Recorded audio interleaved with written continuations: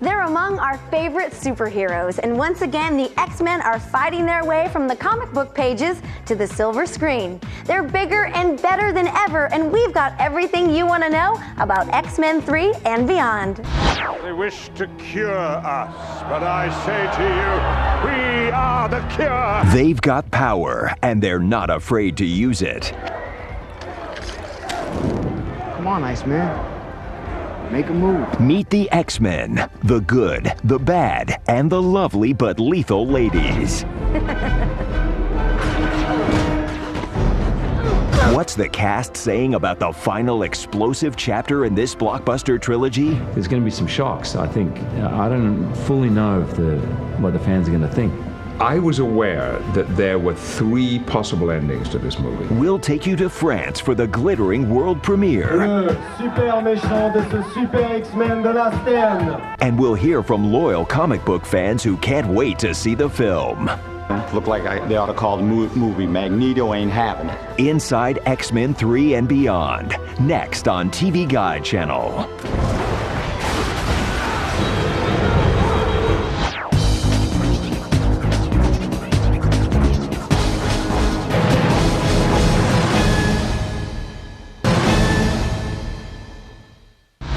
It's the long-awaited third installment of a blockbuster trilogy, and fans can't wait. Hey, I'm Nikki Boyer, coming to you from one of Hollywood's favorite comic stores, Meltdown, and we have your inside look at X-Men: The Last Stand.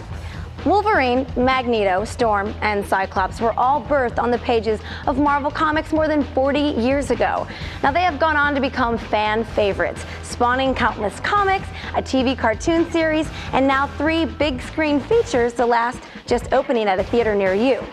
X-Men and X-Men 2 have been hugely successful. Now The Last Stand hopes to continue the trend. The movie's dazzling special effects are matched by its star wattage. And speaking of the film stars, just this week they were all in France. That's where we find our own Tina Marie hobnobbing with the cast on the Riviera. Tina Marie, what's going on? Hi, Nikki. It's a tough job, but somebody's got to do it. So I'm here at the 59th Annual Cannes Film Festival for the only premiere, the worldwide premiere of X-Men: The Last Stand. Needless to say, this was one gala the X-Men cast was not about to miss.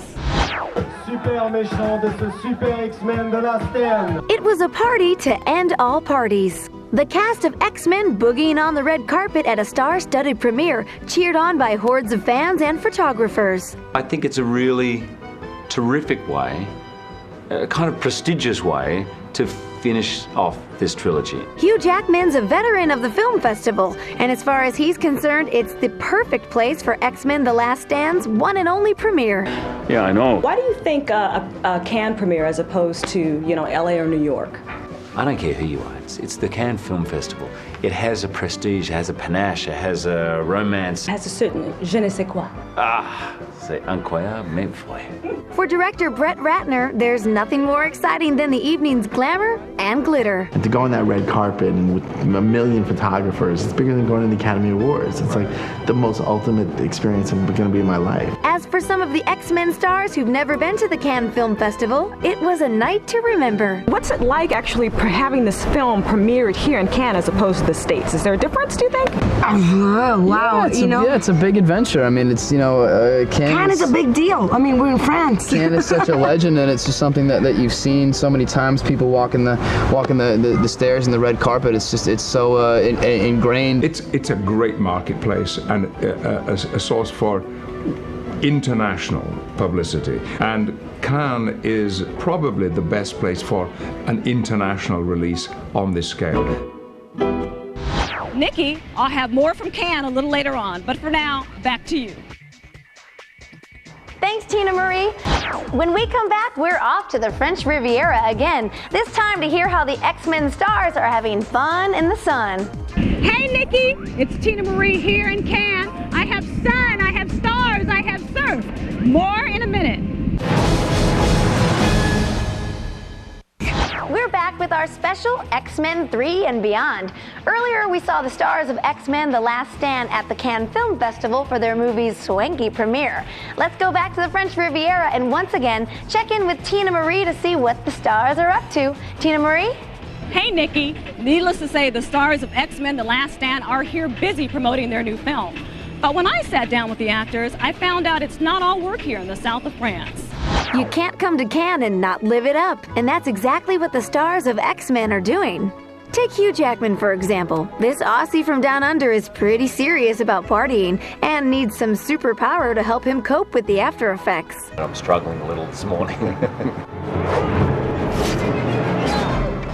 I could take a little bit of Wolverine's character's ability to absorb alcohol and heal oneself. Well, that'd be good.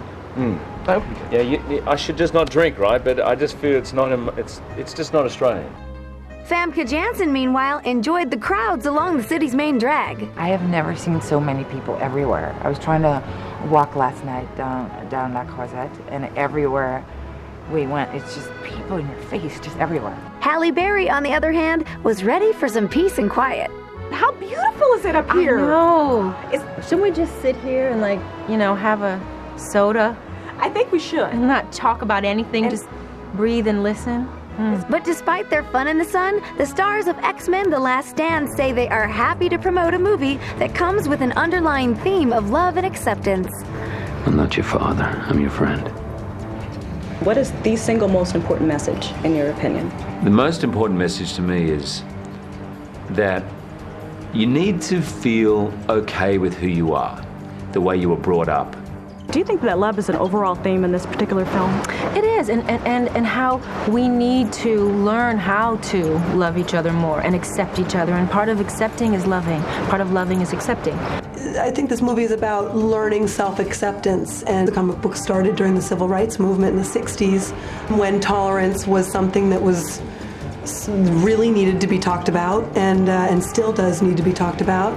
And, you know, the mutants represent anyone who has ever been ostracized or felt different. Make a move.